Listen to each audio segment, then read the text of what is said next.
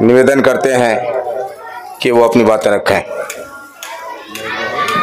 तो वैसे तो आप बहुत सारे उन्वान पर तकारीर सुनते हैं, समाअत करते हैं। आज चलिए एक बेहतरीन खूबसूरत और अच्छे उन्वान पर तकारीर समाअत करने का, सुनने का मौका मिलेगा। चलिए वीडियो शुरू करते हैं। हमारे चैनल को ज़रूर सब्सक्राइब करें। आज के इस सर सैयद एकेडमी प्रांगण में इस कार्यक्रम के क्रम में मैं इस ज़मीन को नमन करता हूँ।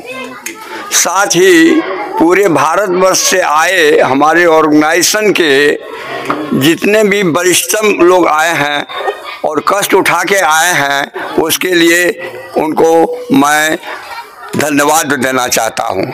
साथ ही साथ इसी कड़ी में आए हुए लोकल लोग जितने भी आए हैं, चाहे युवा हों, बच्चे हों, विद्यार्थी हों, कोई पदाधिकारी हों, सामाजिक कार्यकर्ता, मुखिया जी हों और हों। बरसों पूर्व हम लोगों ने प्यामे इंसानियत को जाना था और ये मुसब्बिर साहब की देन है जिनके द्वारा ये हम लोगों की जानकारी में आई थी। हम लोग ने तुरंत इस ऑर्गेनाइजेशन का संगठनात्मक रूप दिया डिस्ट्रिक्ट अररिया हेडक्वार्टर में।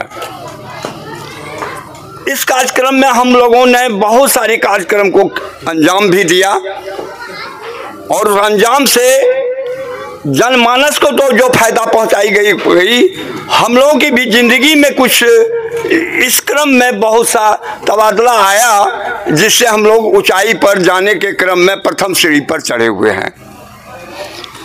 इसी कड़ी में हमारे एक यहाँ नज़र के सामने आ रहे हैं, एक डायरेक्टर साहब भी हैं, जिस कड़ी में हमने उनको न्यायालय में ही सही लेकिन प्यामे इंसानियत फोरम के नियम कानून के आलोक में ही मदद पहुंचाने का काम किया था। और इसी क्रम में मैं ये कहना चाहूँगा, क्योंकि उस पंचायत के मुखिया भी यहाँ हैं और वह पलासी के अंदर एक धर्मगंज गांव पड़ता है, वहाँ एक मिडिल स्कूल है। वहाँ उस स्कूल के बगल में ही एक शाही परिवार के लोग हैं, शाही साहब, जो 1000 बीघा के जोतकार थे, अभी पता नहीं कितने के जोतकार हैं, लेकिन उसके घर के बगल में, उसी मोहल्ले में, उसी वार्ड में, उसी मिडिल स्कूल के एक रसोइया का आकस्मिक मौत हो जाता है। क्यों? तो वो कोरोना का दौर चल रहा था। व्हाट्सएप पर हमने देखा जो उनकी स्त्री और 3 बच्चियां भूखे प्यासे आज 3 दिन से वो मरने के कगार पर खड़ा है। हम लोगों ने अपने जो पदाधिकारी थे, जो उसमें सदस्य इन्वॉल्व थे, उन सबों को तुरंत खबर करी और हम लोग, राजेंद्र बाबू भी थे उस समय में और मुसब्बिर साहब भी थे और रंजीत बाबू रिटायर्ड सैनिक हैं, अवकाश प्राप्त वो भी थे। दुर्भाग्य है जो उनके बड़े भाई जो रिटायर्ड सैनिक हैं वो स्वर्गवास कर गए हैं, पटना में उसका हार्ट फेल कर गया। अभी आज लाश आया था, उसका दर्शन करके हम लोग चले हैं। जब उनके दरवाजे पर जाने के लायक नहीं था, कहा था कि चल, बहुत मुश्किल से हम लोग पहुंचे थे, लेकिन पहुंचे थे। और पहुंचने के बाद जो हम लोग को लगा, जहाँ जो जमीन 1000 बीघे जोतकार का उसी मोहल्ले में उसके आगे में घर है, उसके बगल में वो परिवार खाने पीने के लिए 3 रोज से तड़प रही थी। यही प्यामे इंसानियत का बहुत बड़ा पैगाम है। न हिंदू बनेगा, न मुसलमान बनेगा, इंसान का औलाद है, इंसान बनेगा। और हमको बड़ी उस दिन भी याद है अभी, जब उनके खाने पीने और कैश को हम लोग लेके नहीं गए थे, कहता तो पेटीएम वगैरह चल गया है तो बहुत दिक्कत होती है, लेकिन फिर भी हम लोग अरेंज करके उसके हम तय किए। केवल वही नहीं, हेड क्वार्टर में सबसे बड़ी कुर्सियां थी, कोढ़ी लोग वहां बसे हुए थे, 70 घर। उनका इलाज चल रहा था, लेकिन गवर्नमेंट पॉलिसी के अधीन चल रहा था। कोई प्राइवेट में रहता तो दुर्दशा नहीं होती। हमने उस दिन कलेक्टर से संपर्क किया, सिविल सर्जन से संपर्क किया, जान के आपको आश्चर्य लगा, एजुकेशन डिपार्टमेंट के लोगों से संपर्क किया, लेकिन किसी की कोई मदद नहीं मिली। और CS साहब एक रोज आए थे, डॉक्टर की वहाँ बहाली करवाए और वो स्कूल भी वहाँ बगल में जो था उसमें वो घृणा की दृष्टि से देखा जाता था, बाल बच्चे को वहाँ नहीं लिया जाता था। उसका एक स्कूल खोलवा करके उसमें बॉल नहीं था, इलेक्ट्रिक डिपार्टमेंट को करवा करके, ये हमारी जो इस संस्था की जो जिम्मेदारियां हैं अभी जो कही गई है, इस जिम्मेदारियां के लिए हम सबों पर भार पड़ता है।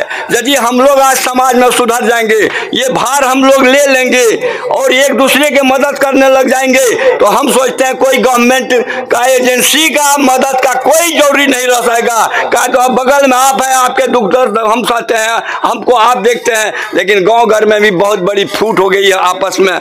कोई आगे निकलता है तो उसको देख के हम लोग इससे एड्रेस करते हैं। उनको भी चाहिए जो समाज में जो दबे कुचले किसी भी तरह का आदमी हो, उनको आकर के मदद करना चाहिए। इससे हम कहेंगे अविलंब बदल जाएगा नक्शा। नक्शा का बदलने का हकदार हम लोग गांव जो टोला इधर उधर में रहते हैं, भटकते हैं, उसमें एक काबिल समझदार यहाँ भी कोई अभी बतलाया गया हम सोशल वर्कर है, उस पर बहुत बड़ी जवाबदेही है।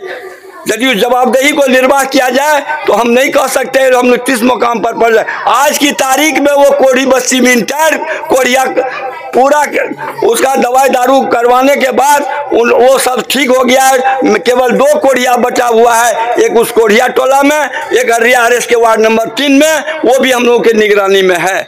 हम ये नहीं कहते हम ये किए हैं वो किए हैं वो करना, लेकिन हम एक पैगाम देना चाहते हैं हम आप सबों को, तो हम लोग को भी समय नहीं है। परिवार से चोरी करके घर से निकलते हैं, यदि हकीकत कहे तो परिवार को नहीं पता है कि हम आज इस मंच पर यहाँ लेक्चर दे रहे हैं, इसलिए कि जो उनको हमारी जरूरत है वो जरूरत को छोड़ करके हम लोग किसी गांव गली कुचे में जाते हैं। अभी हाल के में काला बलवा एक गांव है रानीगंज के अंदर में, वो टापू जैसा गांव है और जान के आश्चर्य होगा वो लोग निकल नहीं रहता 3 रोज से गांव के से बाहर। जब हम लोग प्याम इंसानियत फोरम को खबर आई तो हम लोग अभी जो वर्तमान कलेक्टर इसको तुरंत का उनका हम ये करते हैं जो उन्होंने हम लोगों को सुनवाई किया और रानीगंज का सीओ वीडियो जा करके तुरंत उन लोगों को जाने के लिए केला का थम और नाव वगैरह का व्यवस्था किया। इन सारी बातें तो करने की बहुत है, लेकिन समय का अभाव रहता है। आप सबों से यही कहेंगे जो आज तारीख से प्याम इंसानियत फोरम के अधीन यदि जोकी के कलेक्टर साहब भी चाहे जोकी को इसलिए चाहे हैं कि कुछ गड़बड़ी कुछ लोगों के चलते हो रहा था, तो उनका ये पैगाम था जो इस प्याम इंसानियत को जोकी हाट में स्थापित किया जाए और लोगों को अपने करीब ला करके सुख दुख के कगार पर से बाहर करके हम लोग प्याम इंसानियत के हकीकत को प्रचार प्रसार करें और सबों को एक भार दें जो प्याम इंसानियत फोरम के अधीन हम लोगों को काम करने का जो पैगाम आया हुआ है और जो लोग इतने बड़े हस्ती सब उतर के आए हैं उसको जोकी हाट में नजर आना चाहिए। बस इतना ही करके हम विराम देंगे। अब हम बहुत बहुत शुक्रिया, आपने पूरा वीडियोस देखा। दोस्तों इसी तरीके के और भी एक से एक अच्छे और शानदार वीडियोस अगर आप देखना चाहते हैं तो चैनल को सब्सक्राइब करें और दोस्तों में शेयर करें। अस्सलामु अलैकुम रहमतुल्लाहि व बरकातुहू।